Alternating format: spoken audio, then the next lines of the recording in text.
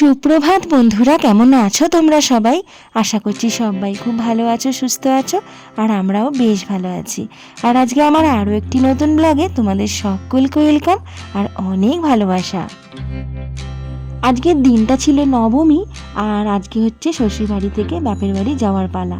তো যাওয়ার পথে ভাবলাম শিয়ালদা দিয়ে যেহেতু বাড়ি যেতে হবে, তো শিয়ালদাতে একটা বেশ বড় দুর্গা পুজো হয়, তাই ভাবলাম সকালবেলার দিকে লাইনও থাকে না, একটু ফাঁকা ফাঁকাই থাকে, তাহলে সকালবেলা ঠাকুরটা দেখে প্যান্ডেলটা দেখে তারপরে একেবারে বাড়ি যাব। তো যাই হোক, সকালবেলা এসছি বলে বাইরের যে প্যান্ডেলের যে আলোটা সেটা আর দেখা হলো না, তবে ভেতরে ঢুকে ঠাকুরটাও দেখা হলো।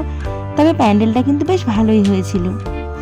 আর দেখলাম চারিদিকে বেশ মেলা মতন বসেছে আর অনেক কিছু দোলনা বসেছে। তো রাত্রে তো এখানে আর আসা হয়নি, তাই সকালবেলা বাড়ি যাওয়ার পথে এটা দেখেই একেবারে বাড়ি ফিরছি।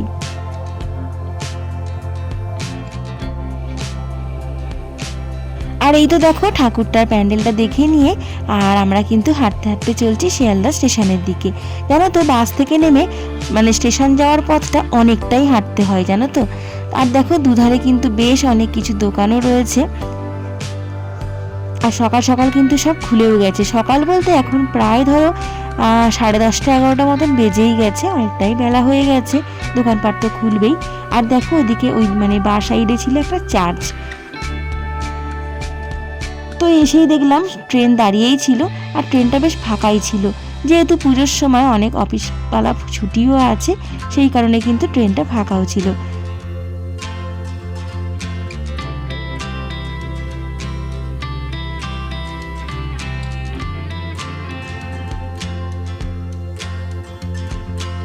আর দেখো একটু অপেক্ষা করতে না করতেই ট্রেন কিন্তু আমাদের ছেড়ে দিয়েছে। তারপরে চলে যাব সোজা ভাটপাড়া। আর জানো তো, আমরা কাকিনাড়াই নেমেছিলাম, কাকিনাড়া দিয়ে টোটো করে চলে গেছিলাম বাড়ি।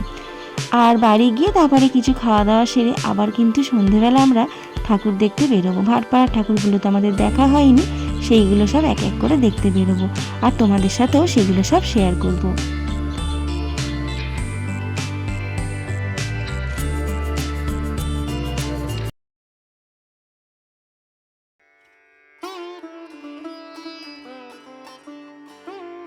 আর দেখো এই যে বাড়ি ফিরে আমরা কিন্তু খাওয়া দাওয়া সেরে একটু ঘুমিয়ে নিয়েছিলাম, কারণ গতকালকে অনেকটাই ঠাকুর দেখা হয়েছে, অনেকটা রাত করেও ঘুমিয়েছি, সেরমভাবে রেস্টও পাওয়া হয়নি, সেই কারণে দুপুরবেলা তাড়াতাড়ি খাওয়া দাওয়া সেরে আমরা কিন্তু একটু শুয়ে নিয়েছিলাম। আর তারপরে সন্ধে হতে না হতেই আমরা কিন্তু সাজুগুজু করে সবাই মিলে বেরিয়ে পড়েছি ঠাকুর দেখতে। আর এত দূর পর্যন্ত আমার যেসব বন্ধুরা আমার ভিডিওটা দেখছো, তোমাদের ভিডিওটা দেখে যদি কিছু ভালো লেগে থাকে তাহলে প্লিজ একটা লাইক কমেন্ট শেয়ার করে দিও। আর আমার চ্যানেলে যদি নতুন বন্ধু হয়ে থাকো তাহলে আমার চ্যানেলটিকে সাবস্ক্রাইব করে আমার পাশে থাকার সঙ্গে থাকার অনুরোধ রইল। চলো তাহলে তোমাদেরকে এক এক করে ঠাকুরগুলো, প্যান্ডেলগুলো, লাইটিংগুলো সব তোমাদের দেখাতে থাকি, আর তোমরা দেখে বলো আমাদের এখানকারের পুজোটা কেমন হয়। আর দেখো এইটা হচ্ছে আমাদের এখানকার আমাদের বাড়ি থেকে সামান্য বেশি দূর নয়, এখানটার নাম হচ্ছে পাঁচ মন্দির। এখানে না 5টা শিবের মন্দির আছে, সেই কারণেই জানো তো এটা পাঁচ মন্দির নামেই পরিচিত। আর দেখো এখানকার প্যান্ডেলটা বেশ কি বলতো, রাজবাড়ি টাইপের স্টাইলে করেছে। রাজবাড়ি বলবো না, ধরো আগেকারের যেরকম এই যে দরজা জানলাগুলো যেরকম থাকতো আগেকারের বাড়ির স্টাইলে কিন্তু বেশ পড়েছে। আর মন্দিরগুলোর সামনে সামনে এক এক করে এমন সুন্দর করে দরজা জানলাগুলো লাগিয়েছে, দেখে বোঝাই যাচ্ছে না যে ওইগুলো সত্যিকারের মন্দির। আর দেখো এই ঠাকুরটা দেখার পর বেরিয়ে এলাম কিন্তু আমাদের সব থেকে বড় একটা জায়গা, সেটা হচ্ছে বারোয়ারি মাঠ। এই বারোয়ারি মাঠ হচ্ছে এর একটা বৈশিষ্ট্য কি জানো, সমস্ত জায়গাকার ভাটপাড়ার সমস্ত ছেলে বলো মেয়ে বলো সবার এই আড্ডার জায়গা হচ্ছে এই বারোয়ারি মাঠ। এখানেই সবাই গোল করে দাঁড়িয়ে দাঁড়িয়ে জানো তো গল্প করে। আমরাও যখন স্কুল লাইফে যখন ঠাকুর দেখতে বেরোতাম বন্ধুরা মিলে, সবাই কিন্তু এখানে এসেই জড়ো হতাম। তো এইখানটা সবসময় যেন একটা জমজমাট ভিড় এরকম থাকে। আর এখানে প্যান্ডেলটাও কিন্তু বেশ ভালো করেছিল, তবে এখানটা মাঠ তো পায় অনেকটা, তো অনেকটা জায়গা জুড়ে কিন্তু প্যান্ডেলটা করে। আর এখানে একটু মেলা মতনও বসে, একটু নাগরদোল্লাও বসে। আর জানো তো, ছোটোবেলাতেই নাগরদোল্লার জন্য মানে যখন ঠাকুর দেখতে পেতাম অনেকটাই ছোট, বাবা পয়সা দিত ঠাকুর দেখার জন্য, পুরোটাই কিন্তু খাওয়া দাওয়া কিছুই করতাম না, এই নাগরদোল্লার পেছনে সমস্ত টাকাটাই কিন্তু খরচা করে ফেলতাম। সারাদিন এইখানে এসে সকাল দুপুর মানে রাত্রি, সকালবেলাও এই নাগরদোল্লা চড়ছি, রাত্রেবেলাও নাগরদোল্লা চলছি, খাওয়া দাওয়া কিন্তু আর হতো না, এই নাগরদোল্লার পেছনেই সমস্ত টাকাটা খরচা করে ফেলতাম। তাই এখন মানে দেখি আর ভাবি যে ছোটোবেলার দিনগুলো কিন্তু বেশ ভালো ছিল।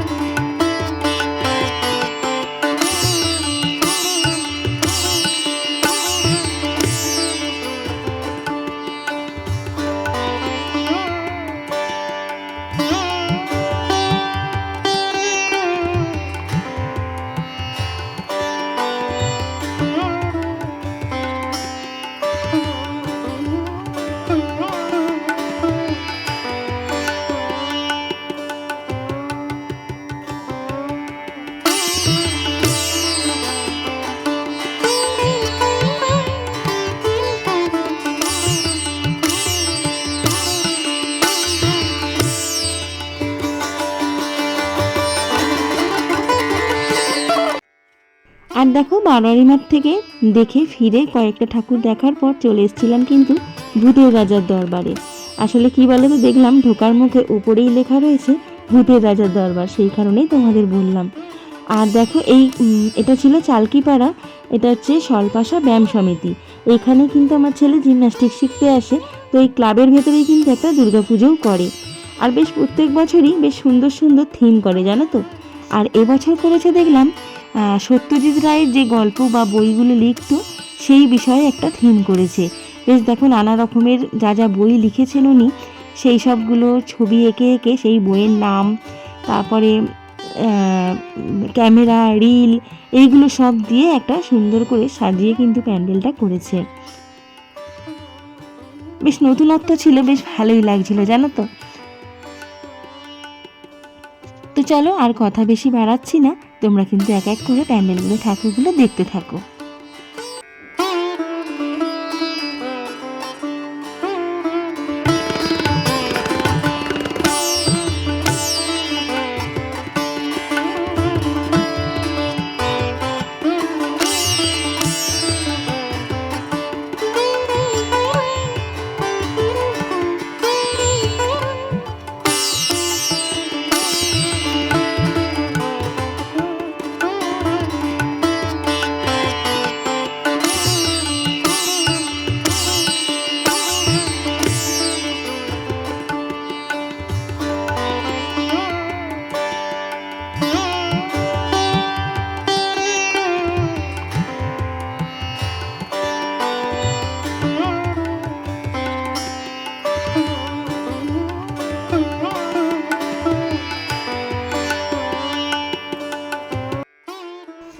আর দেখো, এখানে দেখলাম ঢোকার মুখে বেশ লাইটিংটা কিন্তু জমজমাট করে দিয়েছে, বেশ ভালোই লাগছিল।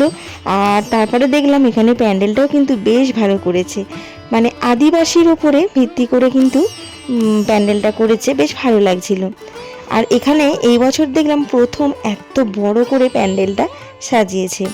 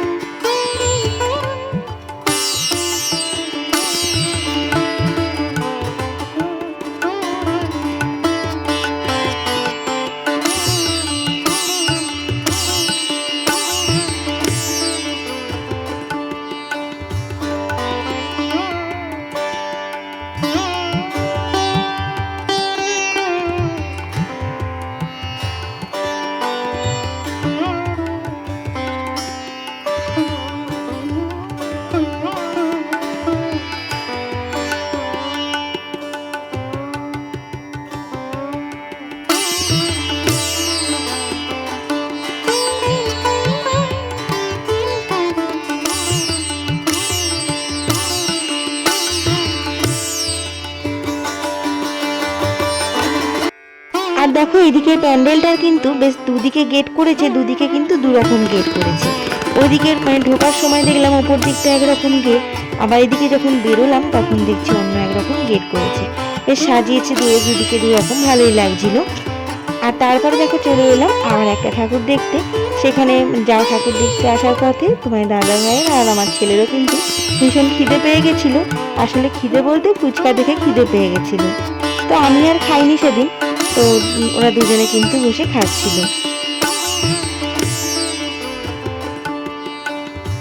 আর জানো তো আজকে না ভেবেছি বাইরে সেরকম কিছু খাবো না, বাড়িতে গিয়েই খাওয়া দাওয়া করবো। কারণ আগের দিন মানে গতকালকে ঠাকুর দেখেছি যখন ওইদিকে মানে কলকাতার দিকে ঠাকুরগুলো দেখার সময় অনেক কিছু উল্টোপাল্টা খাওয়াও হয়েছিল, আর অনেকটা রাত করে খাওয়া হয়েছিল, তো ঠিক শরীরটাও ভালো লাগছিল না। সেই কারণে ভাবলাম যে বাড়িতে একটু খাওয়া দাওয়া করবো। বাইরে টুকটাক ওরা ফুচকা টুচকা খেয়ে নিয়েছিল, বাড়িতে গিয়ে কিন্তু খাওয়া দাওয়া করেছিলাম। আর দেখো এখানে এই মাঠটাতেও, এটা হচ্ছে মোকামতলা মাঠ, এখানেও একটা পুজো হয় আর অনেক দোলনা বসে বেশ সুন্দর সুন্দর। তো ছেলে তো দেখে বায়না করছিল, এই যে ড্রাগন দোলনাটা আছে এটা দেখে না ও বায়না করছিল চড়বে বলে।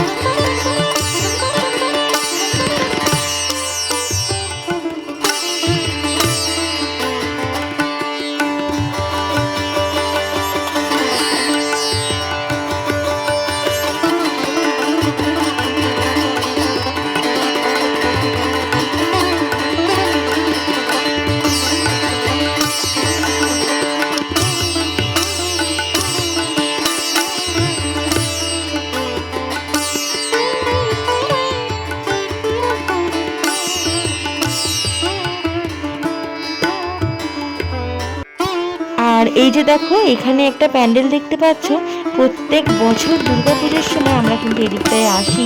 এটা হচ্ছে বাজার পাড়া, এখানে কিন্তু প্রত্যেক বছরই এই বজরঙ্গবলী পুজো হয়। আর আগে জানো তো এরকম এই ঢালাই করা ছিল না, আগে মানে একটা ফাঁকা মাঠ মতনই ছিল, মাঠ মানে একটু জায়গা মতন ছিল, ফাঁকা জায়গা, তার উপরেই কিন্তু এরকম গর্ত করে ওরা যাগযজ্ঞ করতো আর পুজোটাও হতো। তবে এবারে দেখলাম বেশ অনেকটা জায়গা, পুরো জায়গাটাই মানে বাঁধিয়ে নিয়েছে, ঢালাই করা হয়ে গেছে, পুজোটা ভিতর দিকে করছে আর যজ্ঞ করারও একটা জায়গা করে নিয়েছে দেখলাম। প্রত্যেক বছর কিন্তু এই বজরঙ্গবলী মন্দিরে আসতেই হবে, মানে এই প্যান্ডেলটা, মন্দির নয় প্যান্ডেলটার। হয়তো সামনে বছর দেখবো এই ঢালাই রয়েছে, সামনে বছর আরো সুন্দরভাবে তৈরি হয়ে যাবে। আর তোমার দাদাভাই কিন্তু একটু দক্ষিণা দিয়ে দিল, ছেলের মাথা ছুঁয়ে, দেখতেই পেলে।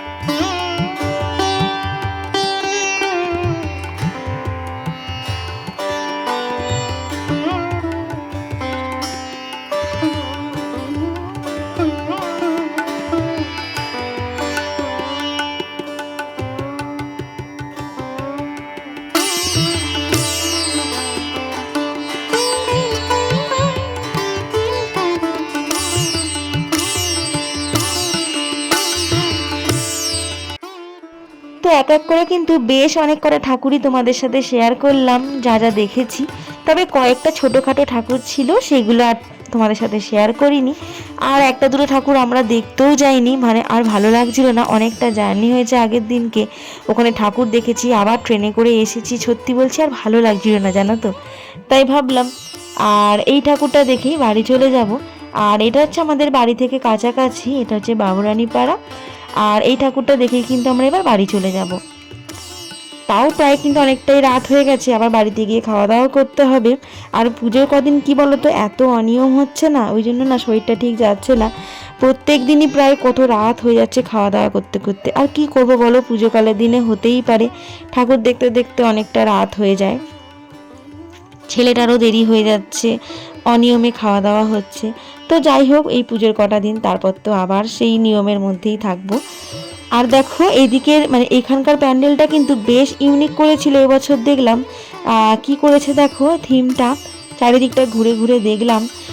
মানে আগেকারের যে মানে ছেলেপুলেদের খেলা ছিল, ওই যে টায়ার ঘোরানো, গুলি ডান্ডা খেলা, গুলি খেলা, তারপরে ধরো এই কিতকিত খেলা, খো খো খেলা, এই সব নানা রকম খেলাধুলো এখন যে মানে এখনকার দিনে যে সব নিশ্চিহ্ন হয়ে গেছে, এগুলো কোনো এই খেলার কোনো চিহ্নই নেই, সেইগুলো নিয়েই কিন্তু একটা থিম তুলে ধরেছে।